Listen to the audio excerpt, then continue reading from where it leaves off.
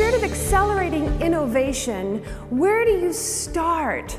Well, we think you start by thinking about how you lead. Leadership matters, and that concept, that theme has been woven into every conversation that you have had throughout this entire conference. Innovation requires all of us to lead different. McKinsey did a study, a global study, and they interviewed executives in finance, and they asked, is innovation critical to your success in the future? And guess what you answered? You could talk to me. Yes, yes. And then they came back with, we believe it is critical to our success in the future, but we admit we're slow adopters. And then McKinsey said, okay, well what? If you think about the big picture here, what drives innovation in organizations? And you know what the executives said? They said 3 primary drivers in most every organization. Ratan Tata didn't just drive through the streets of India on a normal afternoon monsoon. Does it every single day. On this particular day, for some reason, he was called upon to notice something that happens before him all the time. And he didn't just notice, then he committed, and then he got totally involved in trying to fix it, trying to innovate a solution around that tragedy that happens a lot. What does noticing look like? Noticing only happens when you do more than just commit. Noticing happens when you get involved. I was doing an event for another healthcare institution in San Diego, and you know, they were talking about patient experiences. And the chief of staff was on stage, and he said, I got to tell you about a very unfortunate customer letter that I got. And what he described is he described a patient who was in the hallway looking for the pharmacy, and he saw someone in scrubs, and that patient said, I'm confused, I can't find the pharmacy. And the person in scrubs said, oh, it's right down there and around the corner. And then that patient said, you know what, that's funny. Because if I was at Vons, my local grocery store, they would have escorted me to the pharmacy. The deal here is we can't just point, we can't just benchmark other healthcare institutions. Our patients are coming to us with experiences that they have in the grocery store, at the car dealership, at the gas station, at McDonald's. This is a real joy for me to introduce to you Jackie Freiberg, because I consider Jackie a soulmate. You know, you look at the media, and they all want to pick out bad news stories about business, and they don't pick out any good news stories. And Jackie and her husband Kevin and all, and Marge and I and all, we've been looking for good news stories. And their first big book was Nuts, about Southwest Airlines, and become great friends with Herb and Colleen. In fact, she's on the Culture Committee, which is probably the most important committee in Southwest to make sure that they continue managing according to their values and the way they operate. And then they wrote a book called Guts, which looked at a whole bunch of different successful companies and what made them that.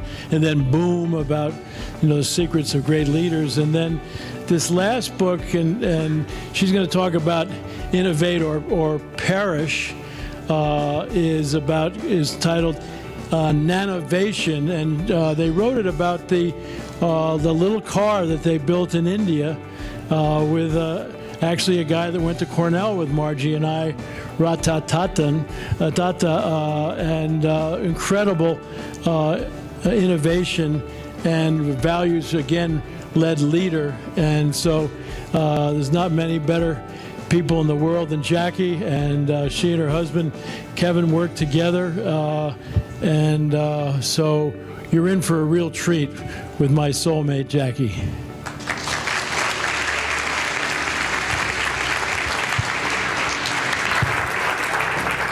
Thank you.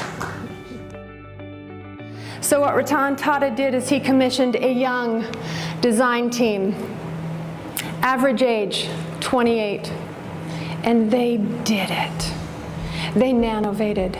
They created a car that is not an apology car, but is a safe, all-weather form of transportation. They realized the vision. They embraced the vision. They got in it. They led through so many challenges, so many naysayers, and they ultimately disrupted the automotive industry. We have dedicated our careers to looking at, to studying, to recognizing best places where the best people can do their best work to make the world better. That's a huge outcome. I want you to know that I've done my homework. I had a lot of time on the phone with a number of you. I literally had phone calls lined up on my agenda like airplanes on a runway. And I learned a lot.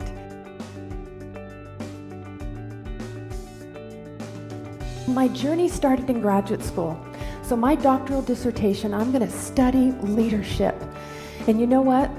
I started with one of the best companies in the world, Southwest Airlines. But what I will tell you is I did not study him. And he is a phenomenal leader. Let me introduce you to him. This is Herb Kelleher, the chairman emeritus and the founder of Southwest Airlines. My husband studied him in his dissertation and claimed that Herb Kelleher is a transformational leader, and I believe he is. But as I was watching that study unfold, I realized we needed to do more for leadership, because I don't believe in my head and I don't believe in my heart that leadership is about a white guy that sits at the top of a corporate pyramid.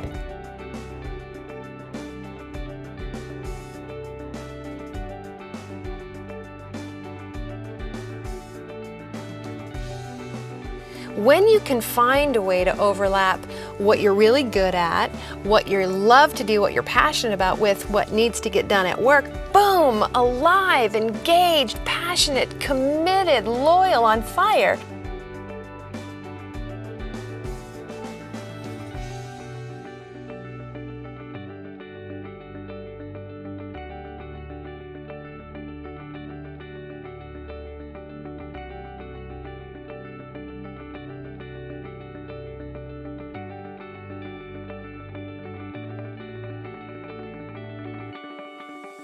You might go back tomorrow and you might go, hey, got these great ideas. And you know what we want, you know, you're all fired up and you tell them this is what we're going to do different, and you try and engage them in the enthusiasm that hopefully you've gained. And they're going to listen and they're going to be good. And then you know what they're going to do? They're going to wait for you to leave. And then they're all going to look at each other and they're going to go, just give it a couple days. This always happens. If we give them a couple days, it'll go away and they'll get stuck back in the grind. Don't let that happen. Now, Kevin and I call those people dead people working. And Ken is famous for calling those people, or saying they have quit, but they stay, right? Well, if 75-ish% of the population is disengaged, quit but stayed, dead people working, then are they really your most valuable assets? This is Diesel. He's an English bulldog. How many of you are dog lovers? How many of you, I have to ask this question, aren't? There's always a few of us in the room. I'm not a dog lover, and my husband convinced me that the family needed a dog. We're an extremely active family. Did we get the right dog? What are bulldogs known for? I need a dog I can run with. Diesel couldn't run. Change begins with you. You won't change the world. You won't change Switzerland. You won't change your company until you change you. So the question that I ask you is this: how big is your piece of society? If Ratan Tata's piece of society is India, if Herb Kelleher's was Texas and then it grew to the United States and then it grew globally, how big is your piece of society? What questions are you willing to ask yourself and then your team to help you create and inspire change?